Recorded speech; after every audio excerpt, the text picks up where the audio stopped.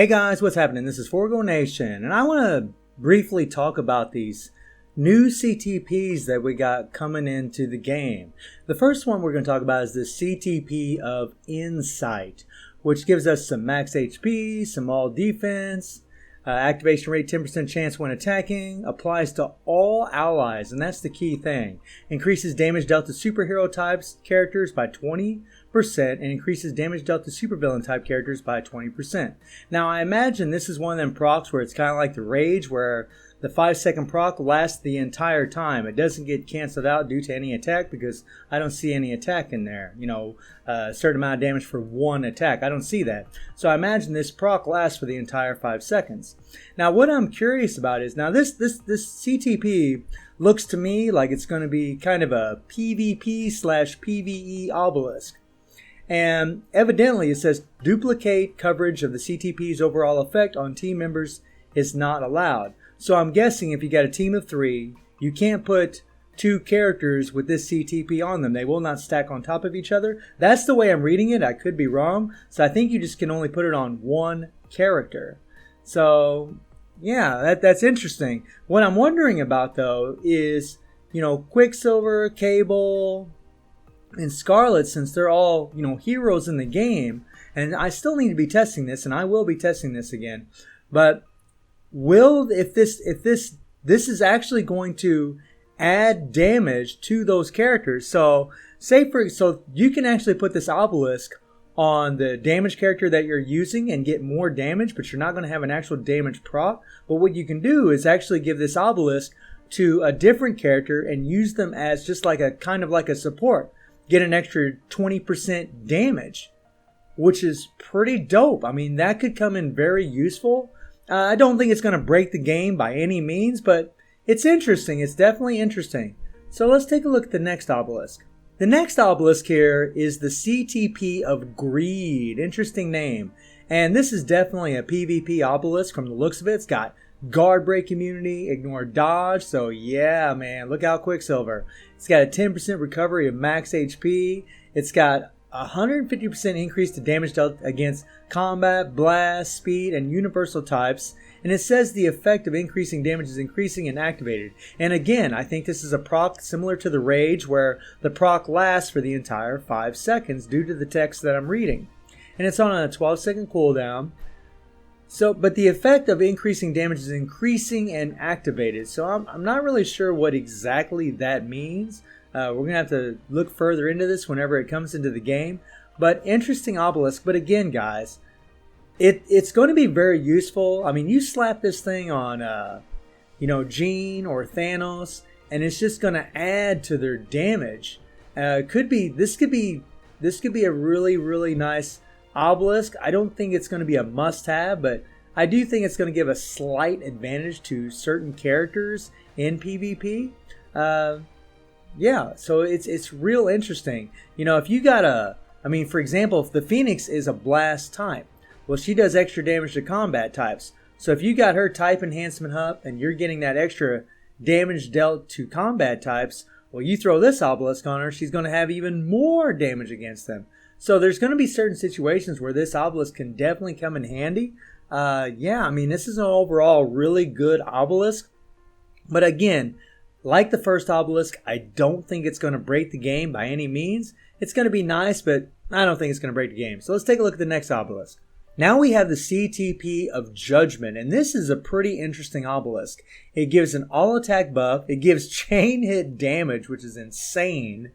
Activation rate, 10% chance when attacking. So when you're attacking, not even dealing hits or, procking, trying to get a crit hit, like what you have to do with the CTP of Rage, you're getting a chance when attacking, which is spectacular.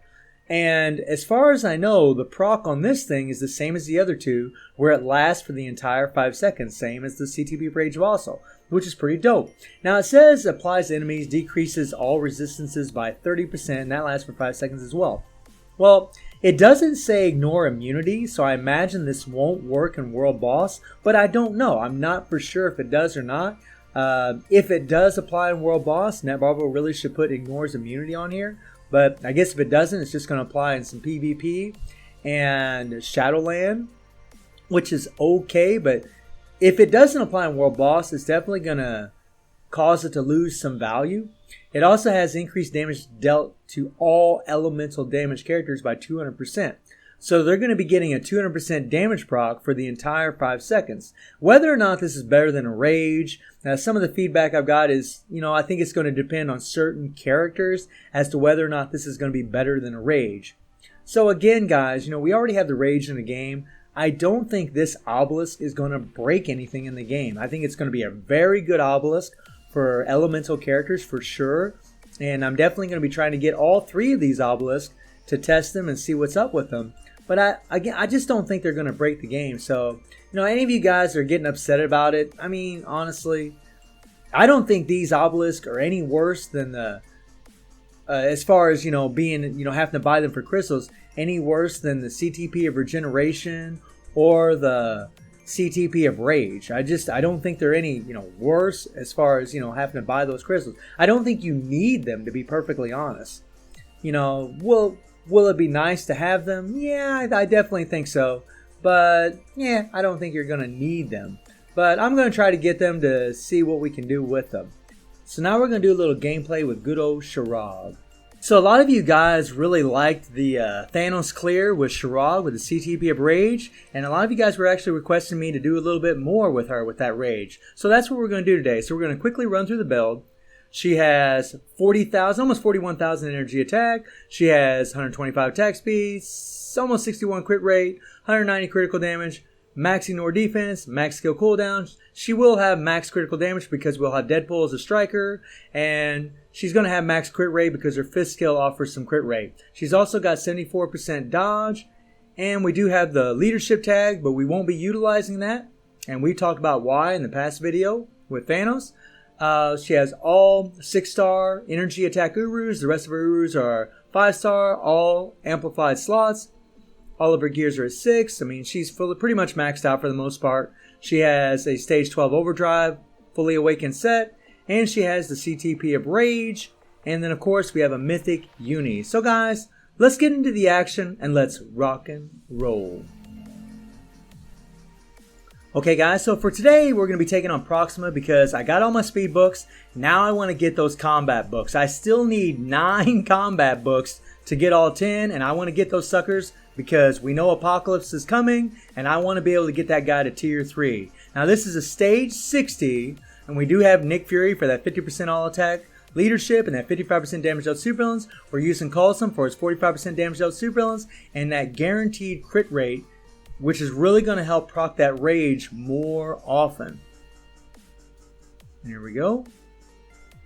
And stage 60 with Shirog, yeah, it's pretty awesome, man. It's pretty awesome. An energy attacking character.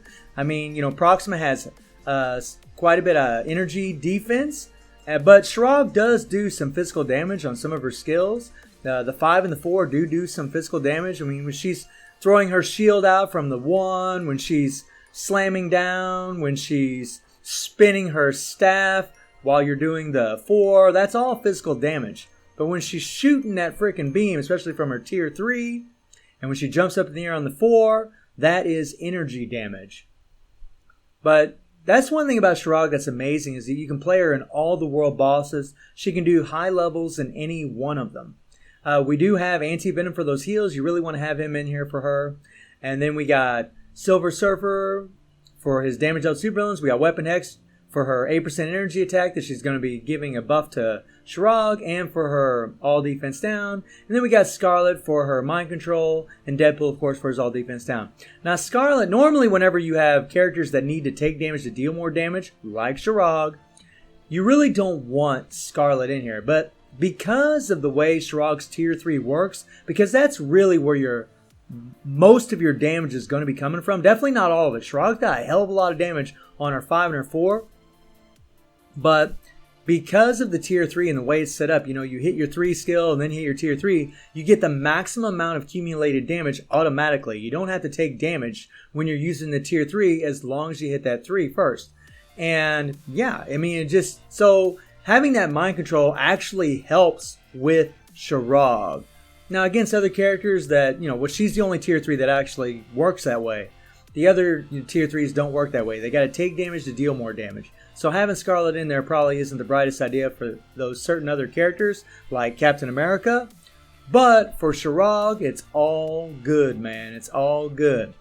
And she's plowing through this, guys. She could definitely go higher than this, but this is actually a pretty comfortable stage for her to do. And whenever that immunity bubble is up, it just disappeared. But when it's up, that accumulated damage is maxed out during the entire time that bubble is up.